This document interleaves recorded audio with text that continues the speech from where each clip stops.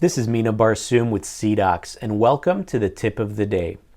Today I want to talk more about adjusting abutments and designing abutments. Specifically, when we look at an initial proposal after we split the restoration, what you'll tend to see is you'll have a very, very thick marginal thickness there. So as you can see, there's a lot of minimal thickness we're going to need to deal with, and there's a couple of ways to correct this. One common way that people tend to do is they'll go to their scale tool, scale radial, and they'll start going in and adjusting different areas of the abutment.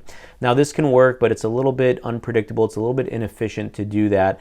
Instead, what I'd like to do is go back to my restoration parameters and adjust the margin thickness of the abutment. The default is going to be about 1 millimeter or 1,000 microns for that shoulder width, and we know that's a little bit too much for an abutment, so we're going to correct that and change it to 500 microns, half a millimeter of shoulder width. That's going to give me a much more manageable abutment and a much more predictable workflow. So you can see here the abutment is a lot thinner in that area from a margin thickness perspective, and I don't have as much minimal thickness that I have to worry about. So hopefully this was an easy tip for you to use. Use that shoulder width parameter to adjust the shoulder width before you go into your scale tool.